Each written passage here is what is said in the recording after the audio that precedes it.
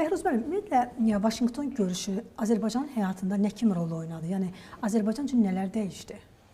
Təşəkkür edirəm. Əvvəlcə ondan başlayaq ki, işğal və təcavüz dövründə Azərbaycan əleyhinə, xüsusən bu bölgədə, o cümlədən Azərbaycanda öz maraqlarını qeyri-hüquqi üsullarla, beynəlxalq hüquqa zidd, bəşəri dəyərlərə zidd üsullarla təmin etmək istəyən, münaqişələrə özlərinin maraqlarına təmin üsulu kimi baxan qüvvələr çoxsaylı rişaqlar əldə etmək istəyirdi və bu rişaqlardan biri də heç şübhəsiz ki, o zamanki işğal təcavüz faktoru idi. Eyni zamanda Azər müəllimin də ifadə etdiyi kimi separatizm faktoru idi.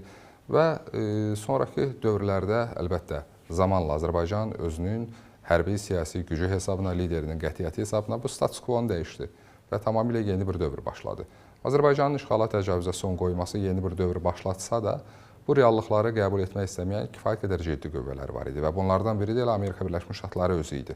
Daha doğrusu Amerika Birləşmiş Ştatlarında lobbi maraqlarının nəsirinə çevrilmiş Biden, Blinken cütlüyü və bütövlükdə demokratlar kursu.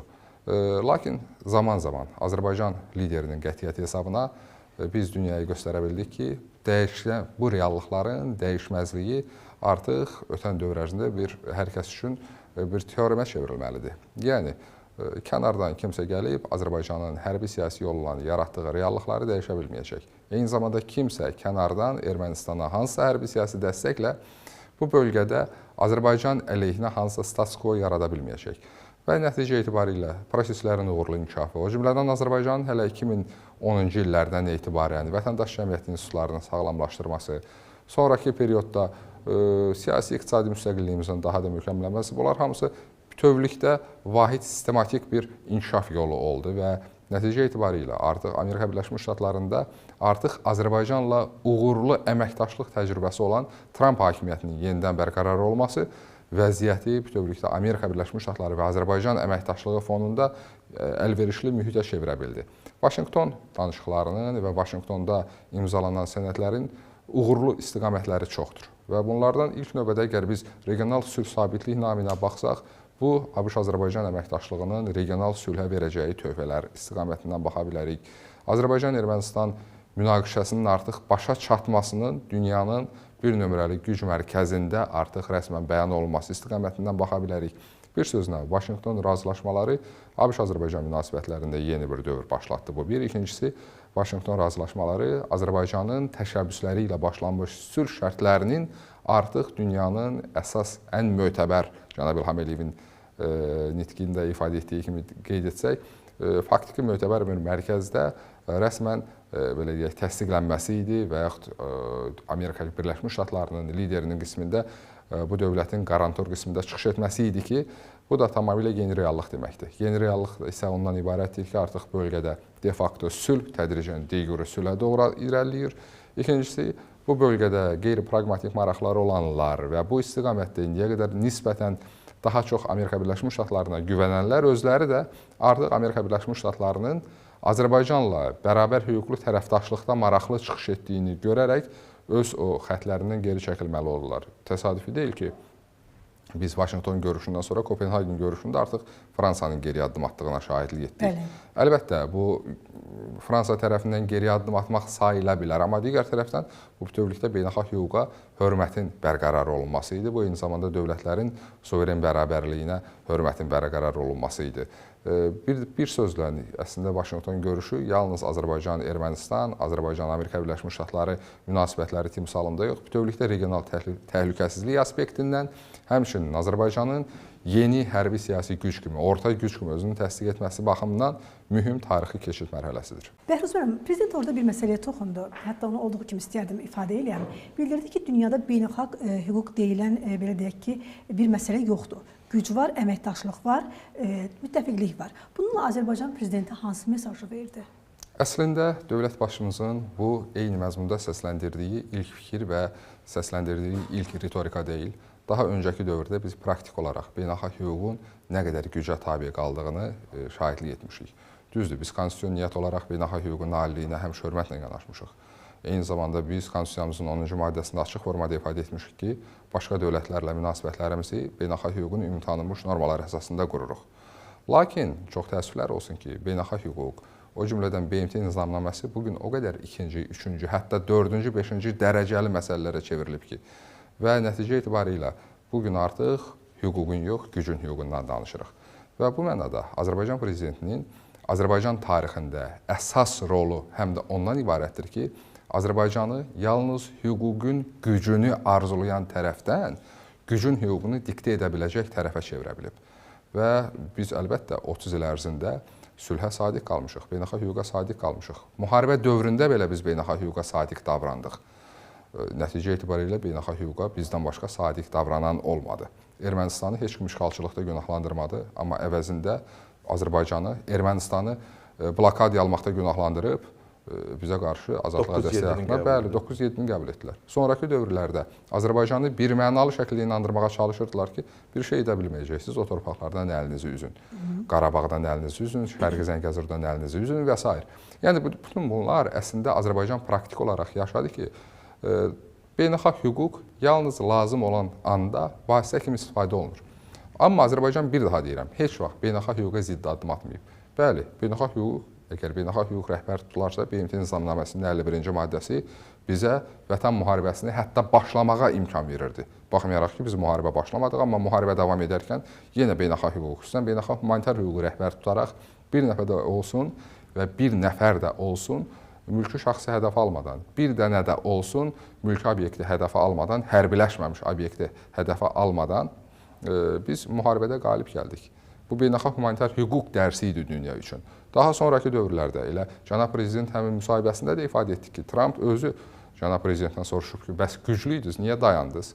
Cənab prezident burada da bir dünyaya beynəlxalq hüquq dərsi keçdi ki, Azərbaycanın özünün suveren ərazilərindən başqa digərlərinə münasibətdə ərazi iddiası yoxdur. Biz bu bölgədə barış arzulayırıq və Azərbaycan prezidenti məhz bu bölgədə sözün əsl mənasında böyük kimi davrandı və güclü kimi davrandı. Çünki sülhü və barışı yalnız və yalnız böyüklər təmin edə bilər. Və Azərbaycan prezidentinin o müdrik qərarı nəhayət bugün Cənubi Qafqazda de facto sülhə gətirib çıxarıb. Bir daha deyirik, əlbəttə ki, cənab prezidentin ifadə etdiyi o ritorikanın məzmunu bütövlükdə dünya üçün acı reallıqdır. Bu reallıq bizim üçün təəssüf yarada bilər, amma biz artıq dünyanı dəyişəcək gücdə deyilik. Dünya əgər bu cür inkişaf etmək istəyirsə, dünyada əgər biz bütün iri güclərin qarşısını alıb onları doğru yola gətirə bilmərik ki, əgər dünya bu axardadırsa, biz də bu axara qoşulmağa məhkumuq. Amma biz həmişə ədaləti, biz həmişə sözün əsl mənasında vicdanı rəhbər tutmuşuq. Və Azərbaycanın müharibə dövründə də, post-müharibə dövründə də, fəaliyyətində hər zaman insan amili, insan rifahı, dövlətlərin suveren bərabərliyi, beynəlxalq hüququn ümumi tanınmış normalarında əksini tapan prinsiplərin toxunulmazlığı məsələləri rəhbər tutulub və biz bugün gücdən danışanda əslində dünya insanı sevinməlidir ki, Azərbaycan güclü tərəf olarsa, beynəlxalq hüquqda təmin olunacaq, Azərbaycanın gücü, Azərbaycan liderinin gücü hər zaman ehtiyac duyulanın yanında olub. Covid dövründə biz bunu gördük.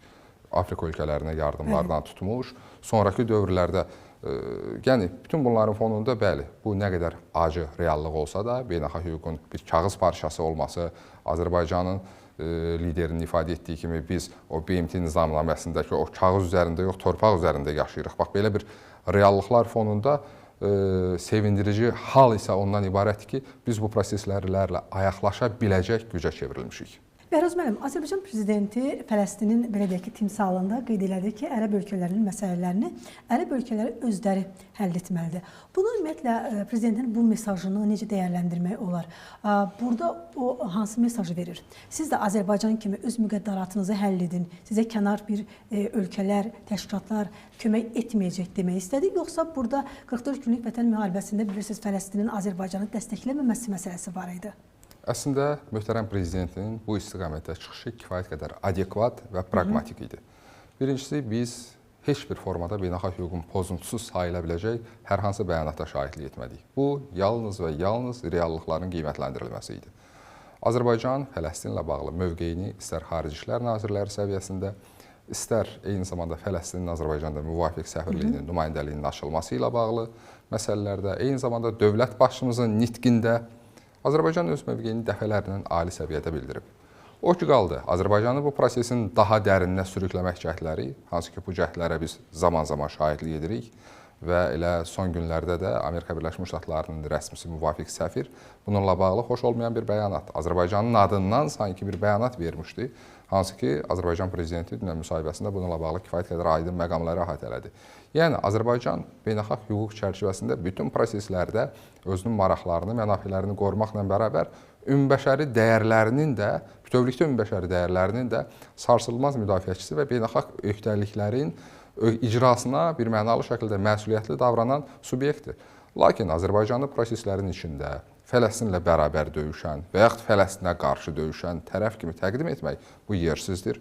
Bugün Azərbaycanın gücü, imkanları, siyasi, hərbi, iqtisadi qüdrəti cənab İlham Əliyevin dünənki ritorikasını səsləndirməyə bizə imkan verir.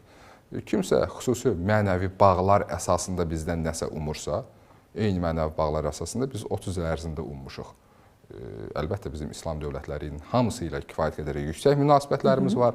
Zaman-zaman korlanan münasibətləri belə cənab İlham Əliyev hakimiyyətində əsas xətt olaraq götürüb ki, həmin ölkələrlə də münasibətlərimiz yüksələn xətt üzrə inkişaf etsin, o cümlədən də yaxın şərq ölkələri ilə. Amma biz Azərbaycana münasibətdə praqmatik davranan tərəflərə adekvat davranmaqda israrlıyıq. Məsələn, Qarabağ müharibəsində, Vətən müharibəsində Türkiyə ilk gündən açıq formada Azərbaycana qardaşlıq dəstəyi nümayiş etdirdi. Söhbət siyasi bəyanatlardan gedir. Təəssüflər olsun ki, biz bəzi İslam dövlətlərindən eyni reaksiyanı görmədik və indi bugün müəyyən amilləri, mənəvi, dini və s. və ilaxır amilləri rəhbər tutaraq Azərbaycana olunmayanları Azərbaycan tərəfindən edilməsini tələb etmək və yaxud bundan gözləntidə olmaq bu ağlabatan deyil, bir daha deyirəm, praqmatik deyil. Ona görə də dövlət başımızın çıxışı kifayət qədər dövlətlərin suveren bərabərliyi prinsipinə zidd olmayan və Azərbaycanın milli maraqlarının tam ehtiva olunduğu bir mövqedir və inanıram ki, Azər müəllim də mənim fikrimi bölüşər bununla bağlı. Tamamilə doğru. Bəhruz müəllim, biz kifayət qədər Azərbaycanın beynəlxalq sahədə rolundan danışdıq.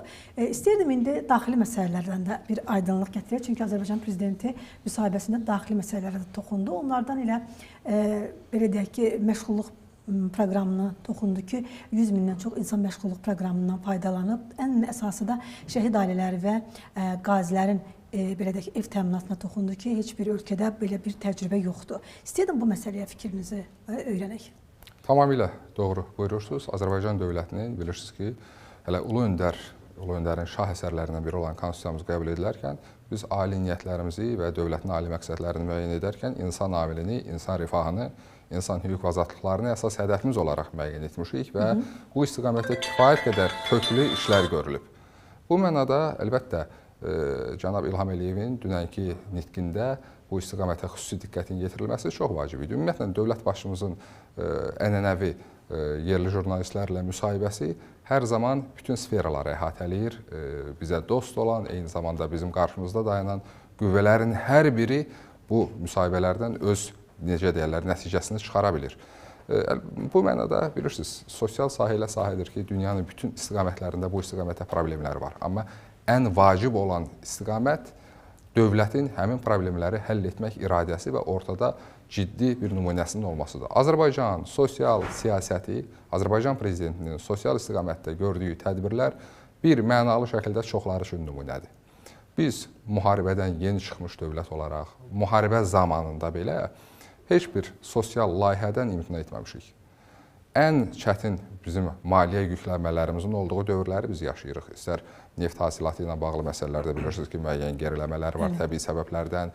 Eyni zamanda digər istiqamətlərdə, məsələn, Qarabağ və Şərqi Zəngəzur, mən bunu bir daha qeyd etmək istəyirəm. Qarabağ və Şərqi Zəngəzurun ərazisi BMT-yə üzv olan dövlətlərdən, 70 dövlətdən daha böyükdür.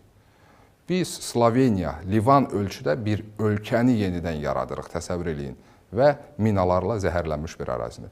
Bu qədər yükləmələrin içində Azərbaycanın sosial siyasətinin qabarıq şəkildə görünməsi və bugünün işinin sabaha saxlanmaması, şəhid ailələrinə xüsusi diqqət, Vətən müharibəsinin iştirakçılarına, bütövlükdə müharibə iştirakçılarına və veteranlarına xüsusi diqqətin göstərilməsi, sosial qayğıya ehtiyacı olan, nisbətən daha az təminatlı sahədə, az təminatlı sferaya daxil olan vətəndaşlarımıza, soydaşlarımıza xüsusi diqqətin göstərilməsi. Bunlar yalnız statistika deyil, bunlar yalnız boş rəqəmlər deyil, bunların altında ciddi əmək dayanır.